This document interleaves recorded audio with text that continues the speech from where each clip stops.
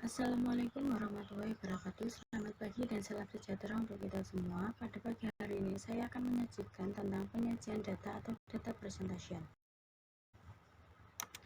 Pokok pembahasan yang akan kita bahas pada materi kali ini yaitu 1. Tulisan atau narasi, 2. Tabel atau daftar, 3. Grafik atau diagram pedoman pembuatan grafik. Pokok pembahasan yang pertama yaitu tulisan atau narasi. Tulisan atau narasi, ciri dari penyajian secara tulisan adalah dibuat dalam bentuk narasi, mulai dari pengambilan data sampai kesimpulan. Kelemahan dari tulisan atau narasi kurang menggambarkan bentuk statistik bila terlalu banyak datanya. Contoh tulisan atau narasi, rata-rata ketersediaan energi dan vitamin C yang diterima selama siklus menu sudah memenuhi kebutuhan contoh, sedangkan protein dan vitamin B1 kurang dari kebutuhan. Ketersediaan zat gizi antara menu bervariasi, khususnya pada menu-menu genap, relatif lebih rendah dibandingkan dengan menu ganjil karena tidak ada ekstra buah dan snack. Tingkat ketersediaan dan tingkat kecukupan energi dan vitamin C sudah memenuhi kebutuhan, akan tetapi protein dan vitamin B1 kurang dari kebutuhan. Rata-rata presentasi konsumsi zat gizi terhadap ketersediaan energi 82%, protein 85%, vitamin B1 83%, dan vitamin C 79%. Berarti kurang lebih 20% makanan yang tidak termakan. Pokok pembahasan yang kedua yaitu tabel atau daftar. Tabel atau daftar, penyajian dalam bentuk angka atau data numerik yang disusun dalam kolom dan baris dengan tujuan untuk menunjukkan frekuensi kejadian dalam kategori yang berbeda. Syarat-syarat tabel. Yang pertama yaitu judul tabel. Judul tabel ditulis di tengah-tengah bagian atas, singkat, jelas, dan lengkap. Judul dapat menjawab 3W, yaitu what, where, dan when, untuk memberikan keterangan yang mandiri tentang apa atau siapa, di mana, dan kapan dilakukan. Syarat-syarat tabel. Yang kedua yaitu bagan box atau judul kolom. Adalah judul kolom yang ditulis singkat dan jelas, biasanya dalam beberapa baris, dan diusahakan jangan terjadi pemutusan kata. Yang pertama dari bagan atau box head atau judul kolom yaitu stub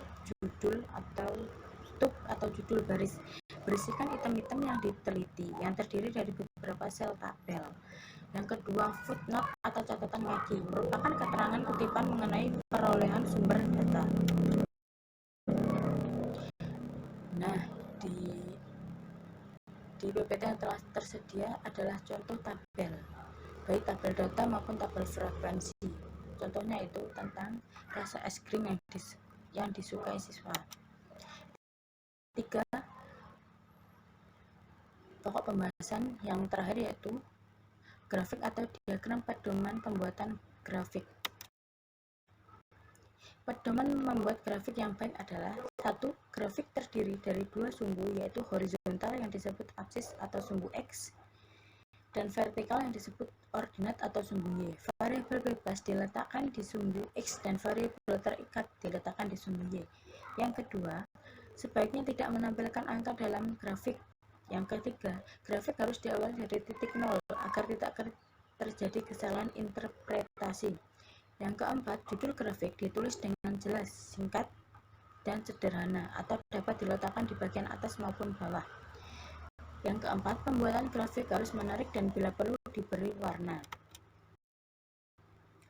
Grafik berdasarkan bentuknya dibagi menjadi 6. Yang pertama, grafik batang atau bar diagram.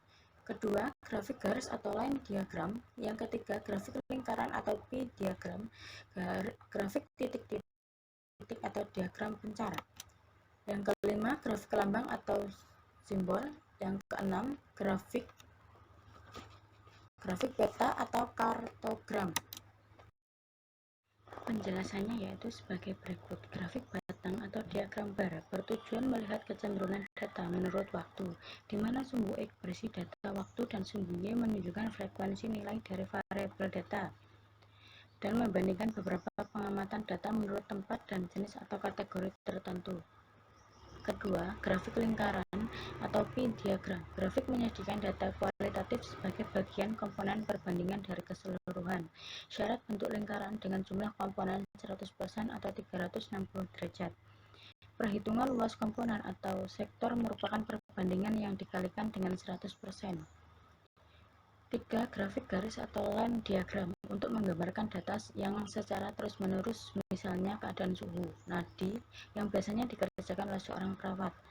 Seperti diagram batang, di sini diperlukan sistem sumbu datar dan sumbu tegak yang saling tegak lurus. Suhu datar menyatakan waktu, sedangkan sumbu tengah melukiskan kuantum data tiap waktu.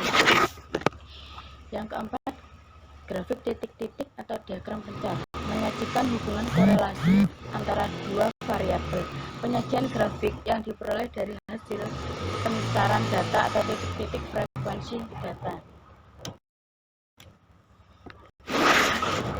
Grafik lambang atau simbol dipakai untuk mendapatkan gambaran kasar sesuatu persoalan dan sebagai alat visual bagi orang awam.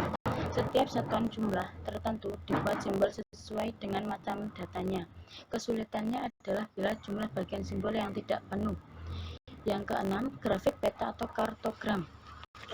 Dalam pembuatannya digunakan peta geografis di mana data terdapat.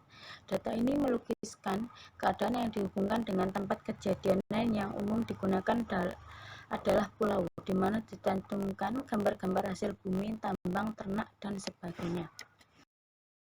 Penjelasannya yaitu sebagai berikut. Grafik batang atau diagram bar bertujuan melihat kecenderungan data menurut waktu, di mana sumbu X berisi data waktu dan sumbu Y menunjukkan frekuensi nilai dari variabel data, dan membandingkan beberapa pengamatan data menurut tempat dan jenis atau kategori tertentu. Kedua, grafik lingkaran atau P-diagram. Grafik menyajikan data kualitatif sebagai bagian komponen perbandingan dari keseluruhan. Syarat bentuk lingkaran dengan jumlah komponen 100% atau 360 derajat. Perhitungan luas komponen atau sektor merupakan perbandingan yang dikalikan dengan 100%. 3. Grafik garis atau line diagram untuk menggambarkan data yang secara terus-menerus, misalnya keadaan suhu, nadi, yang biasanya dikerjakan oleh seorang perawat.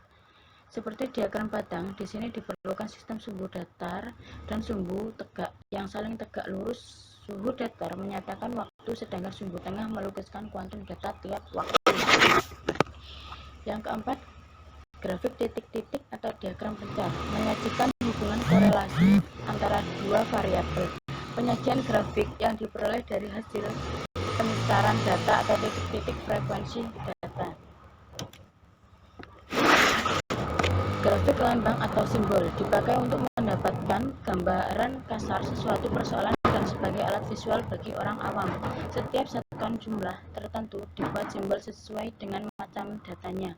Kesulitannya adalah bila jumlah bagian simbol yang tidak penuh. Yang keenam, grafik peta atau kartogram. Dalam pembuatannya digunakan peta geografis di mana data terdapat.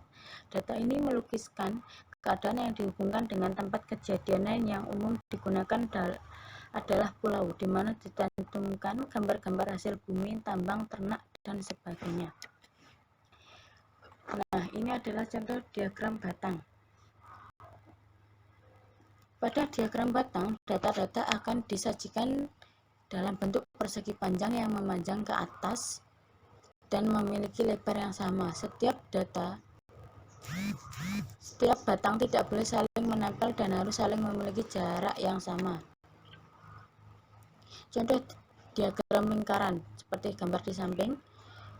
Pada diagram lingkaran, data-data akan disajikan dalam bentuk lingkaran. Data-data ini telah dibagi menjadi juring-juring berdasarkan kelompoknya masing-masing.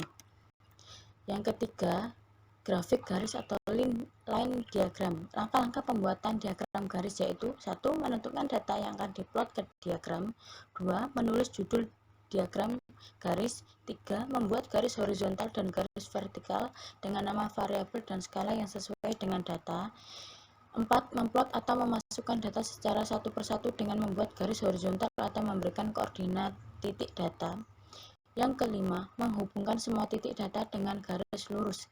Nah, seperti contoh gambar di samping. Mohon maaf karena saya hanya menyediakan 3 gambar saja agar tidak membingungkan saat melihatnya. Sekian presentasi dari saya. Jika ada pertanyaan silahkan ditanya di kolom komentar. Sekian, wassalamualaikum warahmatullahi wabarakatuh. Contoh diagram lingkaran seperti gambar di samping. Pada diagram lingkaran, data-data akan disajikan dalam bentuk lingkaran. Data-data ini telah dibagi menjadi juring-juring berdasarkan kelompoknya masing-masing. Yang ketiga, grafik garis atau line diagram. Langkah-langkah pembuatan diagram garis yaitu: 1. Menentukan data yang akan diplot ke diagram. 2. Menulis judul diagram garis. 3. Membuat garis horizontal dan garis vertikal dengan nama variabel dan skala yang sesuai dengan data. 4. Memplot atau memasukkan data secara satu persatu dengan membuat garis horizontal atau memberikan koordinat titik data. Yang kelima, menghubungkan semua titik data dengan garis lurus. Nah, seperti contoh gambar di samping.